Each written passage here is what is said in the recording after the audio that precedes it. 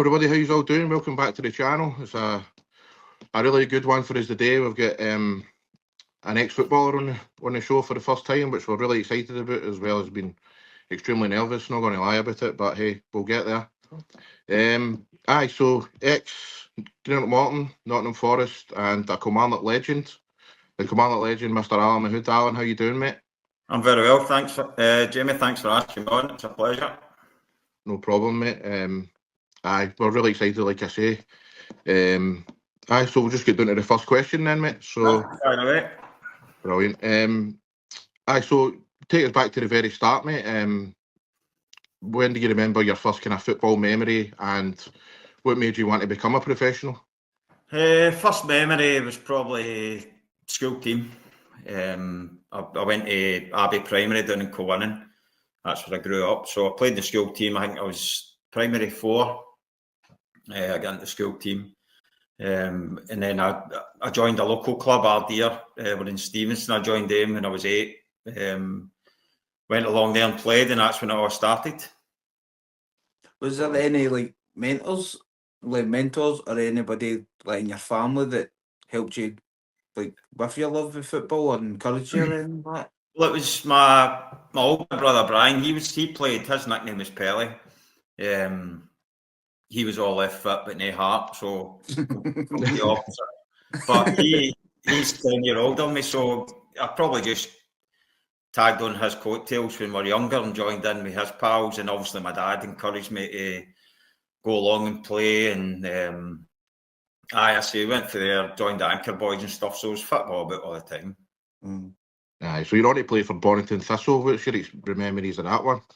Well, Higgy was a manager at the time. I think he's still there, believe it or not, all these years later. He's the honorary president or something, or the vice chairman, whatever he gave to sell a title. But Higgy was a manager, and he kind of pestered me to come along and join them. And I can't remember, it's kind of a wee bit hazy a long time ago, but I didn't go. And then I broke my ankle playing with Morton. I was due to join Morton YTS at 16. I broke my ankle in the summer, pre-season. So basically, Higgy said to me to go along and get match practice again. So I done that. I went and played with him. I had a great time with Bonington. My cousins were there. I had a few of the boys I know as well. So played there. Actually played up front with Bonington. Scored a few goals. We won the Air Cup tournament a couple of times. So I had good times there as well. So it was a time I really enjoyed. Right. You went on to play for Greenock Morton after that. What was that kind of experience like, playing at that kind of level? Well, I'd made my debut when I was 16. I was still at school.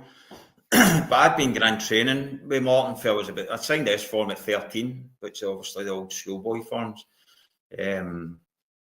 Signed there, and I was going in every Easter, October holidays and in the summer. So I was in about back then the first team were part-time, full-time. So some boys had a job and they would just come in the holidays when they could. But I was in training with guys. I was 13. I was in training with guys in their 20s and stuff. John McMaster was obviously John won the Cup Winners' Cup with Aberdeen. He was the assistant manager, so he kind of took me under his wing as well. So I was training with older guys, and it just kind of progressed from there. Playing reserves when I was about 14, 15.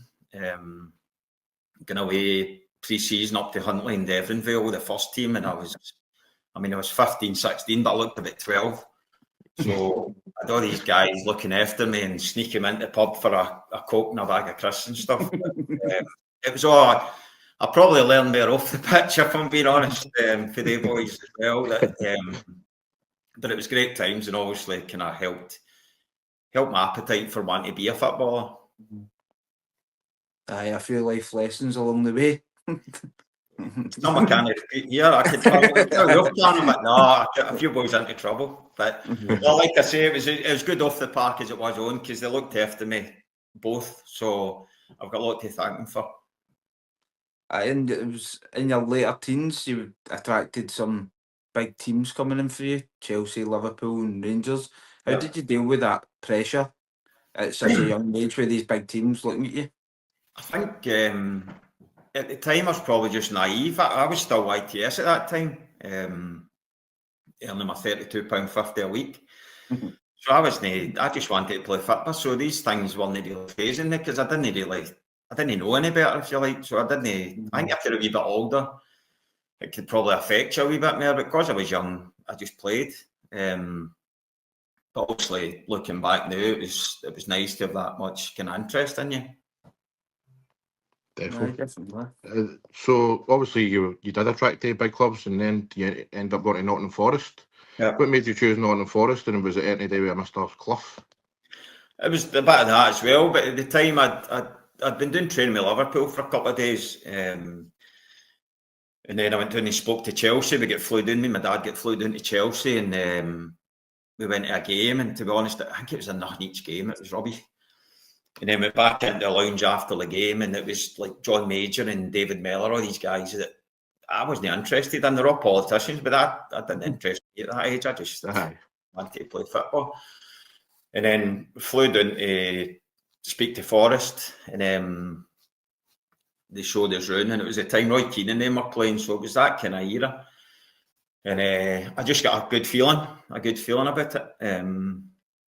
I was supposed to come up and speak to Rangers the following day, but it was at the time Souness was a manager, and a lot of young boys weren't getting a game, and I thought, well, I'd as well take a chance. And it was a chance because I'd never stayed away before. I think I went to a BB camp and wanted him after 2 hours of that, and I didn't like getting away from him. And so going to Forest was a big decision. Mm-hmm. But it was one my dad says, look, it's totally your decision. If that's who you want to do, we'll back you. So that's what happened. How did you find your time at Nottingham Forest and that? And obviously, obviously we all know what character Brian Clough was, but any kind of particular memories of him that you've got?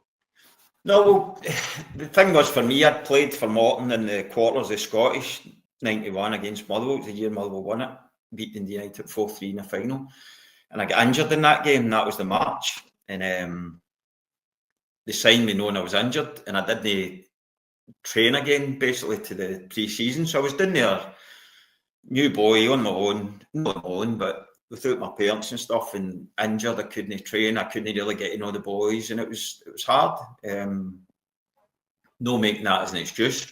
I was homesick. I missed my family, but if I'd have been in amongst the boys in training every day, things might have been different. But again, you can't change what's happened. As for Mr. Clough, that's probably other stories I have to tell you. No, he was probably coming to the end of his managerial time, and he obviously liked a drink. There's no secret in that. And, obviously, a lot of folk slag me and say, must have liked a drink when they signed me, but it was one of the things. Again, he was legendary status down there, and the boys loved him. You could tell the boys just loved him, and he treated them well. It was hard for me going for Alan McGraw as a kind of father figure in a tight knitted club to a big club like that, and you're just another number. And when I met him, eventually met him when I went and signed. He wasn't there. He was away filming a TV commercial. But when I did meet him, he said, "Oh, you're the Scotsman I've wasted all the money on." So, a nice introduction. He's right. I mean, don't get me wrong, he was right, but it was quite an introduction. Nice wee boost of confidence there as soon as you meet him. Well, you could just have hit me with a stick there and then and get out. And no messing about, and knew where you stand, stay away. Aye, but I went away pre-season. I went away to Sweden with the first team that following season, and he was there again, and it was all different. It was just weird coming from Morton again, but it's obviously a massive step up. Yeah, especially at that age, then all that you can tell, like obviously with injury and stuff like that, it's like the best of luck for the get-go, innit? Aye, but the boys were great. I mean, don't get me wrong, the boys were brilliant, and after training we go out for lunch and stuff and go to pictures, because there was a lot of single boys down there at that time for a lot of different places, so everybody was kind of in the same boat. Who would have been there at that time? Was that like Stuart Pearce and all that then? Stuart Pearce was captain, Des Walker, Nigel Clough. Big Des Walker. Roy Keane, all these players. Teddy Sheringham just signed as well. He signed then for about 2 million or something back then. So, some big names. Definitely. Aye, definitely. After Forest, you decided to come back home up to Yep. Morton. What was your reasoning behind it? Was it the homesickness and the injury and stuff like that? Was it all that coming I together? think, Really? I think it was a kind of combination of everything. I think it was just things weren't working out down there. I wasn't playing great, and I wasn't enjoying it. I think too much time in your hands and stuff. I heard Morton were interested, and I thought, you know what, I know Morton. I was quite comfortable going back there, and it was maybe an easy decision, an easy way out. Maybe people would say, but for me, I just wanted to get back playing. And obviously, no many boys had left in that year. So I knew them all coming back in, and it was just like, well, I was going to say slipping back in, but it wasn't nearly because my fitness had kind of dipped. The difference between the fitness levels for doing there, because it was just 5-a-sides down there every day, and I come back up here and it's a different kind of fitness level, like different style of playing stuff as well. So you need to be fitter. Yeah. So for the first few weeks, a month or whatever, I used to go to the games, put my training gear on, and when the boys were doing their warm up, I would just be getting doggies for like 6-yard box back, 18, and I'd be falling asleep during the game watching it but it took me a month or whatever, and then I was back in. So it was good. That's actually took me on to my next question quite nicely. How did you readjust back then? Like, football wise, did you find that a big difference? You know, coming back and stuff like that, and how did that feel? I think it was probably again what I knew, and I knew the kind of rough and tumble, if you like, and it was a lot of not just the guys that I went back to play with, but a lot of familiar faces that I'd played against before. So you knew what you're up against, and it was all good. Aye. Did you notice that a technical ability like difference from down south to up here? Again, that's what I'm saying. So down there, it was like all 5-a-sides. It was like a wee bit of keep ball to start with, and then 5-a-sides every day.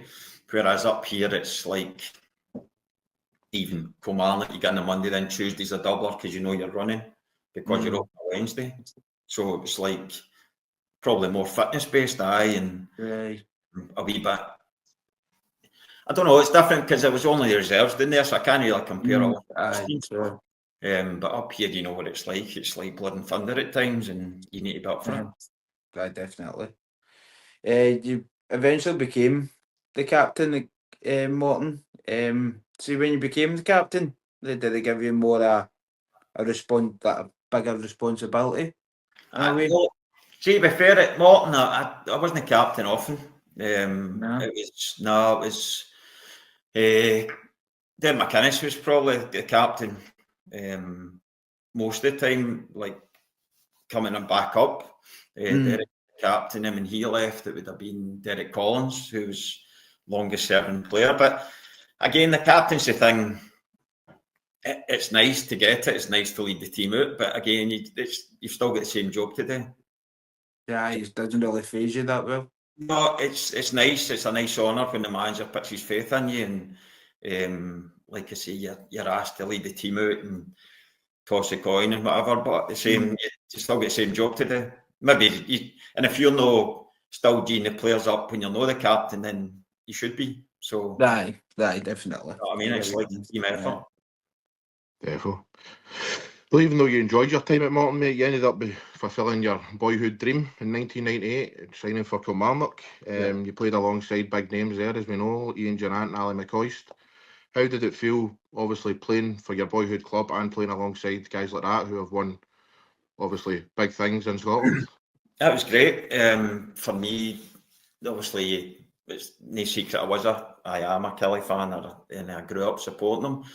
But again, it was nice for my family as well to come along and see me. It had been kind of touted the season before I was going after they beat us the year they won the cup. I played against them for Morton, and it was touted that season, but it was actually the following year that I went. But no, it was nice, and as you say, it wasn't just everybody talks about Coisty and Durante, but you had some good experience. Like Gordon Marshall had been at Celtic like 7 years, whatever. Be Gus McPherson. Been at Rangers, been at Killie for years. Be Ali Mitchell, Paul Wright. all these kind of guys right through the team. So no, it was nice, and it felt good when I went there. It wasn't like you were outside there having to kind of try and fit in. It felt like the right move. And you must have learned a lot for these guys as well, man. I mean, and it must have improved your game as well, mate. Because I do remember you back then, and it was like you were doing excellent at the time. You know what I mean? You were always playing. You were always contributing. You know what I mean? Played well at that point. I was going to say I learned a lot in the park as well, but the biggest thing was Durante would give you confidence to go and play, and he wasn't shy in telling you when you're doing bad, but he knew it would give you the wee kick on that you needed. But just to, as you say, like being in that kind of company and just watching, I think that the biggest thing was watching and learning.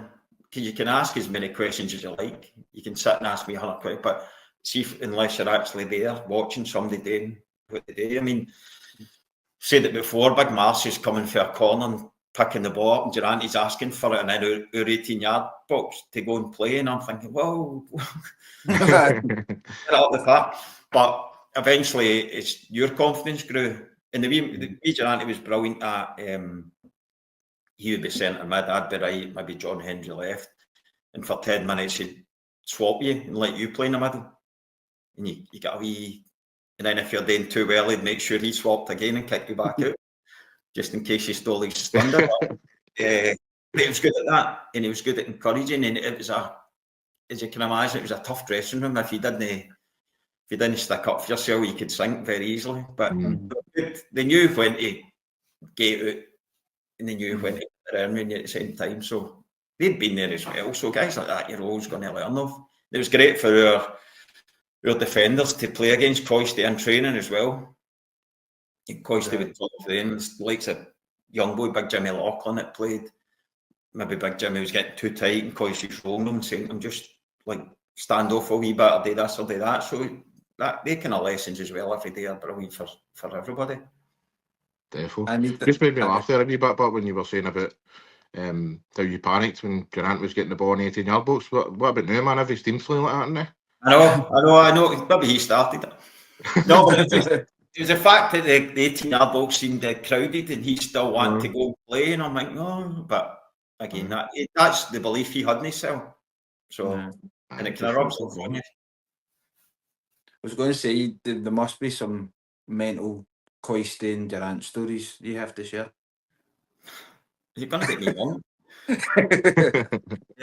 No, they were good. I mean, at Kilmarnock, we used to talk about, we'll go out for a quick hour. Let's go out for a quick hour.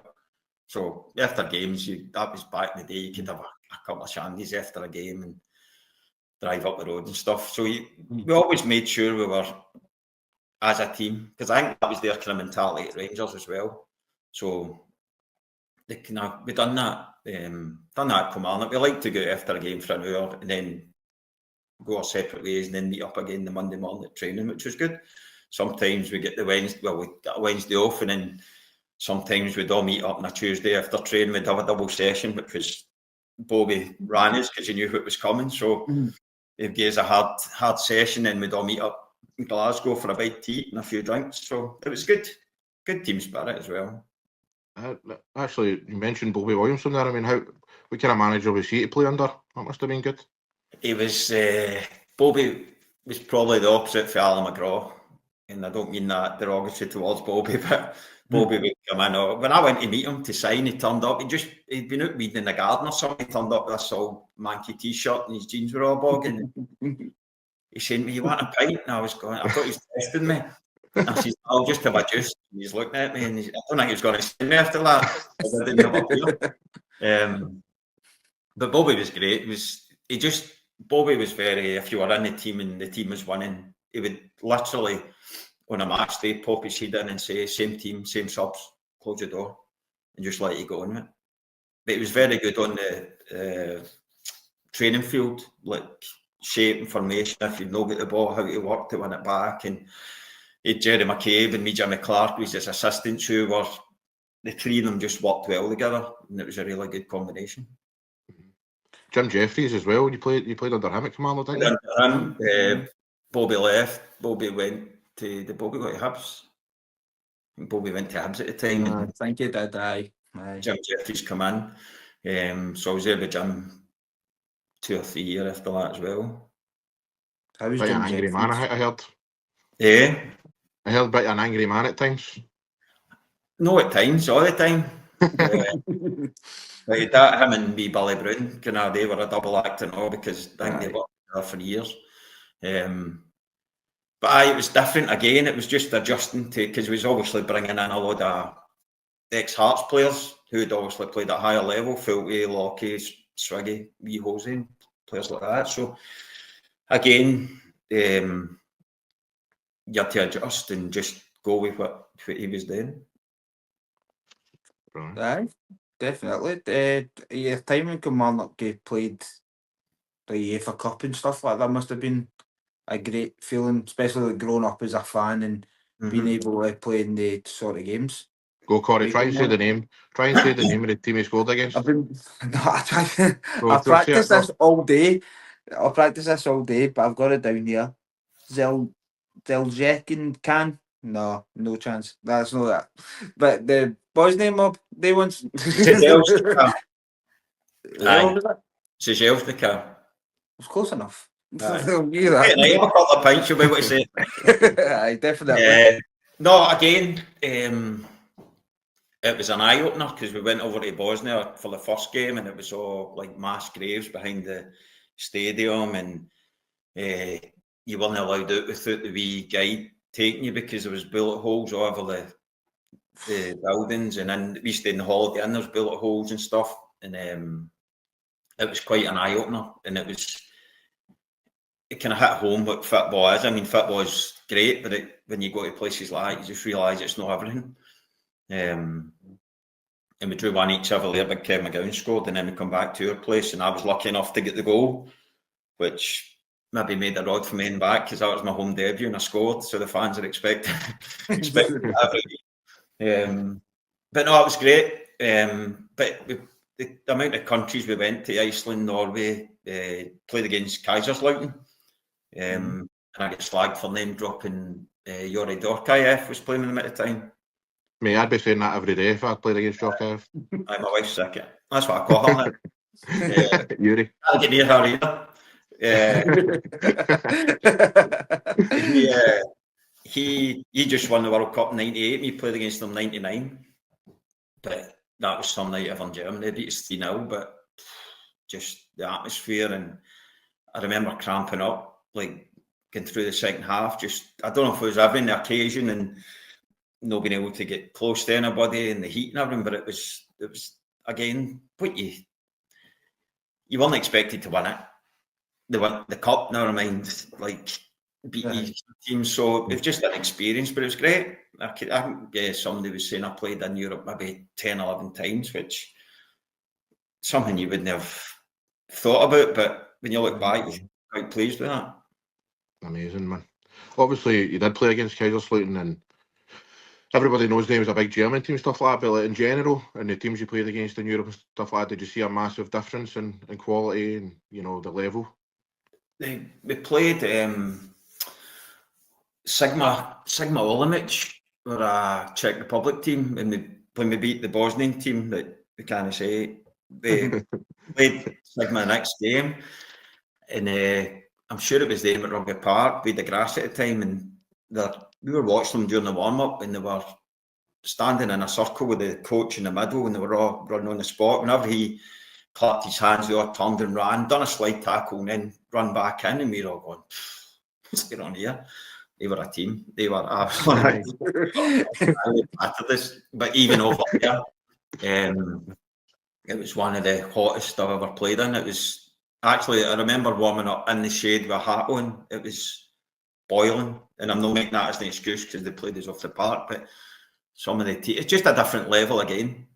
Different, and it's good to just maybe get away from playing as Scottish football as playing the same team 4 or 5 times every season, but just seeing different faces. And but one of the stories about Europe, so that was at the time I'd just joined Killie when we get the names in the back, the squad numbers. So we we were playing again. I can't remember who it was in Europe, and I'd went in to tackle somebody, and I'd caught him, and his mate come running over, and I'm just kind of getting up, and he's going, Mahood, no. And I'm thinking, he knows me. I forgot my name was plastered off my back. I thought he'd done his homework, but no. No, good times. It was good, but everybody thinks, playing, but you fly in, you maybe train that night, you have your dinner, you go to bed, you get up the next day, maybe train in the morning, play the game, and then back. So it's not like you're getting to sightsee. That's not what the football's all about, but it was good experiences nonetheless. Definitely. Aye, so you played for Kilmarnock for a long time then, and then through the 90s and the 2000s. How do you find the modern game now, like compared to how you played back then? It's funny because obviously I'm still in touch with a lot of guys that I played with back in the day, Big John Anderson at Morton, Derek Lilly, all these boys, and you talk about the game and you don't want to sound like an old guy saying, aye, when we played, but I think it's totally different now. I think I might have struggled to play now just with, well, VAR for a start, I can't stick it. That's a no-go for me. But even it's becoming like a non-contact sport at times, and it's you can't get away with anything. I don't mean you try to get away with stuff, but you can wee tackle when your foot, you're just going into tackle, and the refs are going to check the screen to try and send you off and stuff. It's no, the game stop. It's stop-start. Sorry, it's no as if it's like flowing anywhere. But I think I'd have been happy to play. Plus, again, I'm looking at, and this is no slight on the guys that are playing now, but I look at the league that I played in and the amount of international players that were playing with every team. So the Rangers team was just full internationals. Celtic team, full internationals. But you look at playing Dundee, and they've got Ravanelli and Caniggia, these kind of guys, and then you go to another team. But nowadays, it's no. I don't get the same. I hardly watch. It sounds terrible. I hardly watch football anymore. I hardly go to games. Maybe my missus would disagree that I don't watch much football. If there's nothing else, I put it on, but I'm not actually watching it. It's on in the background. But I do make a point of trying to watch Kilmarnock games or check the scores anyway. But I don't build my life around about watching a game of football anymore. If that makes sense. If it's on, I'm in and I watch it. But if I don't say, I can't go out today, or I can't do this or that because I'm watching the game. But I actually done a video on what you're talking about the other day about the quality of teams and that now. I mean, obviously it was during the international break there, and I was looking at the games and stuff like that, and I just thought to myself, is there any of these teams now that are of the level of any they were 20 years ago? You know, England, Germany, France, Spain, Italy, every one of the teams back then would beat every team now. I would think so. That's my opinion. I think they would. Now it's like sometimes you watch a game, you're talking about playing out for the back, it's like a game of chess, and you can't press them and they can't, and you think that's just boring. And there's a lot of teams can't play out for the back, but still try it, and that's even harder to watch. It seems like they're trying to go more technical and stuff like that. But I remember when I stopped playing, I worked in at Kilmarnock in the community department, and it was Mixu Patalina was the manager. See, with Mixu Patalina, did he come in and try to change? Well, me and Paul McDonald at the time, we sat in the stand and watched him, and the way he was taking a by kick, he was getting the two centre halves to go wide, the full backs to go at the halfway line, the centre midfield to sit in, and it was on you because before that everybody was just going to the halfway line and getting them to punt it, and everybody kind of trying when I running after it. It worked for Mixu, to be fair, it worked for him, and he worked hard on that in training to get the boys to be part of that and buy into it. And it did work because teams weren't used to doing that and they weren't used to seeing it. Here's another example. We played against Hibs and it would be Big Mixu and Frank Soze and wee Russell Latipi and all these guys. It was just great names. Nah, Russell Latipi. I heard. Brilliant. I'm young-ish, so I can remember Russell Latipi more with Falkirk, but I always heard that he was a man who didn't like his training and he liked a wee drink of a cigarette, but he used to turn it on. Oh, he was unbelievable. Try to get close to him. His touch was great. But again, that was in every team you played against. So every week it was like a different test. That's me back, guys. Sorry, a wee bit of technical difficulties. Right, I'm just talking about you there. Nah, that's fine, mate. Still The good usual, times. No. Yeah, aye, so were you talking about the cup final there, was it? No, just in general, the players that, when you left us, we're talking about the players that knew against the old team. We're just saying it was all internationals and Moravchik for me, different class. Now, I can remember a couple of times at Parkhead, just a dip of show. He's not even doing it. It was as if he wasn't even trying today and in special, but he just moved 2 players and whip a ball, and next thing Larson or Sutton's on the end there. That is phenomenal, man. But do you have many memories of that cup final in 2001, wasn't it? 2001, again, I've said it before, it was nothing each at half time. And we thought, well, we're doing well. We didn't, I think we had a couple of half chances that we could maybe have taken, but no, nothing each half time. And then Durante was finished. He went off at half time because he was kind of not running the show, but he was obviously doing well. And I think his knee went. So, and I've said that it's no slant on Mark Riley that come on these plays, but it was just because I think we're on such a high, and then you see Durante going off, and it's a kind of takes the wind out your sails a wee bit, and then next thing you know, Larson hat trick, and you beat 3-0. I'm sure many teams could say that though with him, man. Aye, it was still a good night out. We still made. I can just remember sitting in a bath. I'd ran a bath at Hampden, an individual bath, and I was sitting with a refreshment. The next thing, me and Andy just came and jumped in the bath with me, and he's sitting at one end with 2 are just looking at each other, sitting in a can and going. That was what could have been. But that's the thing. What is like, and I'd imagine in a situation like that, as long as you just get your best shot on it, you know what I mean. You need bets with things like that. We didn't disgrace ourselves, and we didn't. I don't think we let anybody down. And no, it was just another day type scenario. But these things happen. Definitely. Well, we've got a question for one of your fans, mate, a Killie fan, John Reid off Twitter. I think I'll probably already know the answer to this because he spoke about him earlier on, but he's asking, do you think McKinnon should be sacked? And if you do, or if he was to leave, would you replace him with Martindale? See, that's a hard one. Somebody asked me that the other day, and it's the kind of, I've known Derek for 40 years, and he was one of the guys that looked after me when I went into Morton at first. He was a year old, still is a year older than me, but when I went in as a YTS, he was in S form as well. He was in, and we've been mates ever since. So it's hard trying to get the balance between your heart and your head type thing, but I don't think replacing him now at this stage of season would benefit the team because a new guy comes in and it takes time to get to know. You might have the initial kind of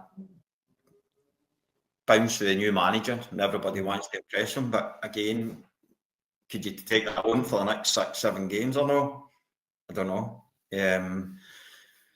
But I think it's a hard one. I think it's a hard one for everybody because Derek's obviously doing his best. He has been doing there for 3 years, whatever now. Done a good job.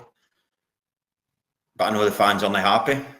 But again, is a switch going to be the right move? Who knows? The fans might think we're going to do it anyway, so we might as well have a switch. But for me personally, I don't think it's the right time this season. See, that always it really fascinates me with football fans sometimes, but because it's like, obviously I know Kilmarnock are going through a bad patch there and stuff like that, right? But it's kind of like everything he done before is out the window. Do you know what I mean? It's like when he came into Kilmarnock, they were really struggling, and then he got them to play a level of football and stuff like that. That was really good to watch. You know, you've got the boy Armstrong and stuff like that, and then up front Bissell, when he got them playing really well and stuff like that. And then as soon as you go on a bad kind of run, the fans are like, nah, man, I've done enough for you. Right. Well, I grew up a Killie fan, so I know how fickle we are. It's not just them, but it's like every fan, man. I was know. arguing with, no arguing, but let's talk to Dundee fan about this the other day, who's wanting rid of Tony Docherty, and I'm like, you got them top 6 last season. Careful what you wish for. That's just Exactly. you know what's going to come in. But again, I think football, it's a kind of knee-jerk reaction. Oh, we're not winning, sack him. Then the next guy comes in. How many teams down south have had like 6, 7 managers in a short space of time because they're always wanting that next fix and it doesn't happen. So just fight. That's money all the time. That's money that Kilmarnock can't afford to pay. I wouldn't think. But that's why I'm kind of impressed with Hibs this season, because it would have been so easy just to pull the trigger with David Gray when they were struggling earlier on the season, and look at them now. Exactly. So that for me is the kind of example of who you should be looking towards. Because again, as you say, they could easily just have fired him and brought somebody else in, but they stuck by him. And good job. And what about the Martindale thing? Would you, if going forward, if Derek was to leave, would you? No, personally, no. And that's no. I have seen a bit of Livingston a couple of times, and it's maybe just no the kind of football I would enjoy watching. But again, it might be just no disrespect. It might be playing with the players he's got. Maybe if it was players with, aye. So he possibly could get into Kilmarnock and do a good job if he gets to know the players and the players start playing for him, and maybe again a different style of play to suit everybody. Definitely. I was thinking, could you really pinpoint what's happened with Kilmarnock? Because obviously you've had Europe, now it's you're going at the other end of the table and results aren't really going your way and stuff like that.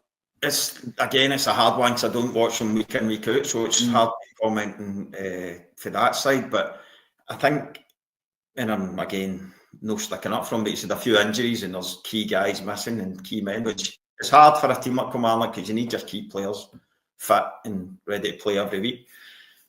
But I'm not sure he knows his strongest 11 of the fittest boys, if that makes sense. Right.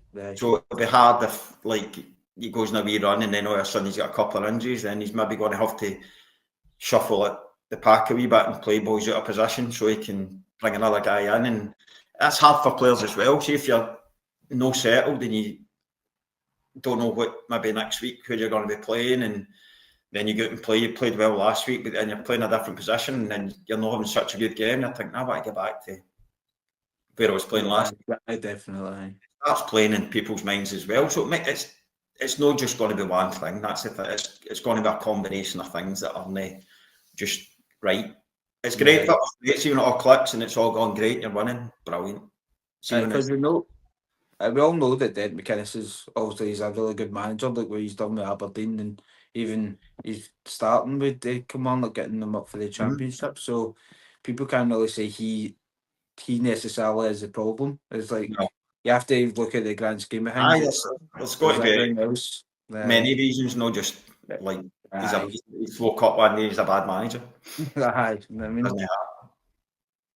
since we're talking about one of your old teams and how they're getting on, what about Nottingham Forest? Champions League, unbelievable. Aye, and I do enjoy watching them when they're on. I actually said to my wife, maybe every summer we'll go back doing a wee trip because it's like a blood down there. What was that, 91, 92 I was down there, and I've not really been back since. So I'd like to go down again and just see about the place, and it'd be good to go down there if the place was buzzing and everybody's, and as you say, that's, if somebody had told you that at the beginning of the season, then it's not quite Leicester winning the league, but it's that kind of type of... it's definitely up there. fairy tale thing, aye, but they just seem to keep plodding on and keep winning games, and it's great. Well, that's the thing. I mean, you must experience this.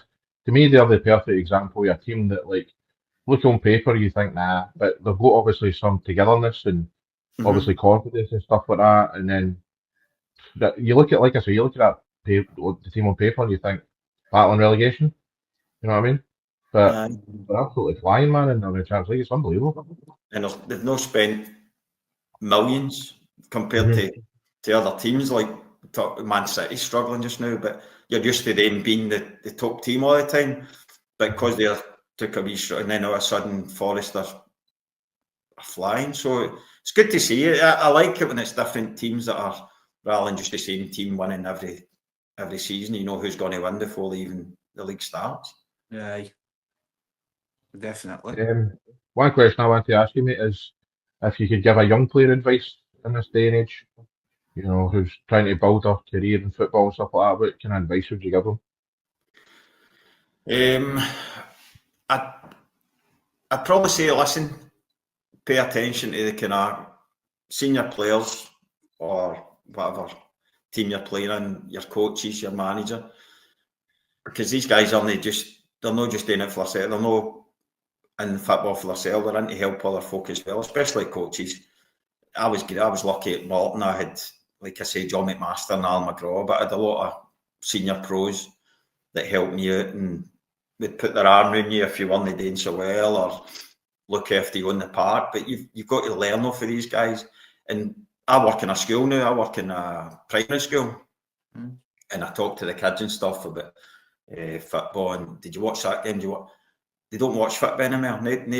I'm not saying no child watches football anymore. That's wrong. But they don't just watch a random game. So when I wanted to be a footballer, I'd be sitting watching that player and be watching that player and just think, all right, done that, make space for yourself. I'd go to games, watch games, go with my dad and watch all different types of games, different kind of senior games, junior games, whatever, and just watch different players and try and learn. Because too many boys now, I speak to a couple of boys and they know everything. No. And they like to be told how good they are, but see when you're honest with them and tell them, they can maybe say, no interested, no, don't want to hear that. And I think that's the difference now. It's like you're not allowed to be. Don't get me wrong, things happened back in the day that nowadays you go, you wouldn't get away with that anymore. Just the way, do you know what I mean? That was what you got old school, and it was do or die type thing. But now it's a wee bit more kind of gentle, softly, I think. But we didn't really have academies and stuff in the day. Back then, it was just, like I say, S4 me played on a Tuesday night in Greenock in Ash Park, which I'd never seen in Ash Park before because I grew up in Ayrshire. So I'm doing slide tackles, and then 3 weeks later, I'm still picking the bed sheet out. But it was good for me for the kind of a learning curve. Nothing was handed to you in a plate. But again, I'll just say, listen to advice, and there's some advice that's not right, and some you don't need to take everything on board, but the right people guide you the right way. That's all I would say. If they want you to make it and you've got that hunger in you. A lot of boys want to be a footballer because they see the lifestyle.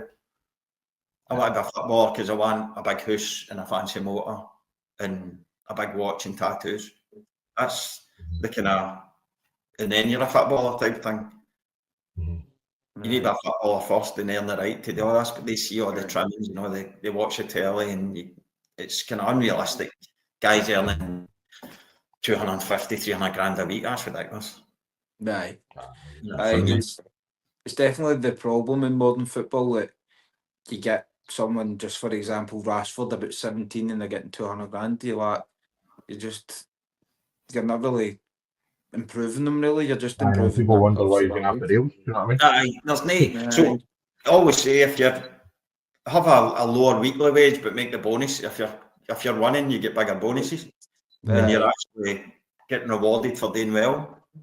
But there's guys that are getting paid a fortune and going.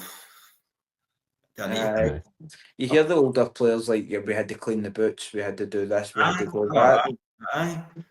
I always remember at YTS at Morton, I'm not thanking you for telling you, but John McMaster was in charge of us, and depending what mood John was in. So I was that's down Kilmarnock, so I walked up to the station, trained for Kilmarnock to Paisley, jumped Paisley to Carpside, and then walked down to Caplo, and after training, you're cleaning it. It was a big communal bath and the showers and all that, and then John would come in, he cleaned everywhere. And if John was in a mood, he would walk up the ash track and just walk around with his dirty feet. Not good enough, get it done again. John, it's 4:30 and I've got planes, trains and automobiles to get home here. But looking back, that was kind of for your character building, that was just testing you. So I would just get to go again. And then John could obviously see you've got the work ethic to go with the playing side. So things like that. It's no, I mean, you ask a young boy now to clean your boots and he'll just look at you. I mean, it's all about money now. How much you getting to clean it? That was your duty.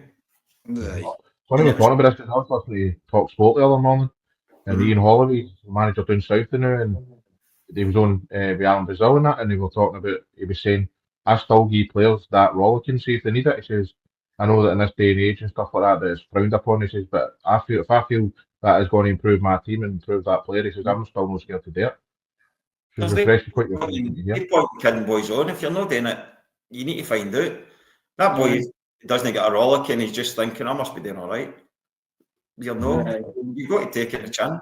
I mean, don't get me wrong, football is totally different from other work industries and other work places where that maybe not happen as much, but that's the environment you're working in, you deal with it. If you can't deal with it, then go and get another job. It's like you says, the character building and the work ethic will come through by obviously doing the wee duties. So I think there's still a place for it in football. It's just trying to find that balance with it. Again, I think it's missing things like that. Missing nowadays. That it's went for me. It's went for a kind of working class sport to a kind of middle class where.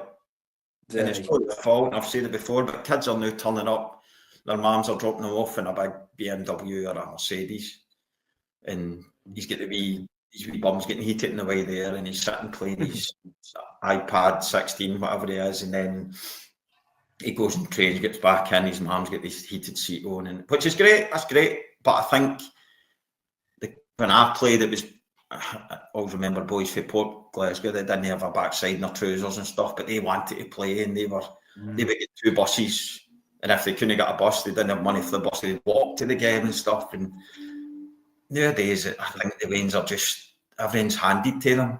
When I play it, and you're not really, I'm sounding like a right old fart here, but they're not working hard for it. Do you know what I mean? I don't think there's a hunger there anymore, but maybe that's just me. It's like you said at the start when when I asked how did you deal with the pressure with Liverpool and Chelsea and all that, looking at you were just like, I just wanted to play football. But now it's the total opposite. The players are like, oh, but nobody's looking at me and all that, and that's when fans are flung out and they I want to move, I want this, I want that. And I think players have got it's player power now. I think if a player's not happy at a club, he'll just down tools and make sure he gets a move. And that it's like it's my way or no way type thing. So if I don't like to play here, the manager said something to me I don't like, I'm not playing, and he'll get a move. Somebody will take him. So I think they've got all the power just now. Definitely, mate. Just last question, mate, before we let you go. You kind of touched on it a minute ago about you're working at primary school now. Just basically what you're up to, and are you still involved in the game in any way? No, I work in a primary school during the day, and last year I'd set up a wee kind of one-to-one coaching thing, just myself, just taking kids, obviously one-to-one, a wee bit of whatever they need, working their weaker foot or wee bit of control, wee bit of fast feet, stuff like that. So I'm going to start that up again after the Easter. I'm going to take a wee break over the Easter holidays and then start it up again, doing that. But no, I've had a couple of offers to get back in, maybe juniors and stuff, but I'm no there just now. I've had since I was knee high. I've been out every Saturday and I've been going here, been going there, and then I stopped playing. I was take the Kilmarnock youth, and I was going up to Ross County or whatever, and then after that I joined Killie and Rangers, and it was every Saturday. So I kind of came to the end of that, and I thought, you know what, I'm actually quite happy now on a Saturday, just waking up and going to the wife, right, would you fancy the day? Will we go for lunch, or will we got to Glasgow, will you wander, or whatever? I quite like that. It might wear off.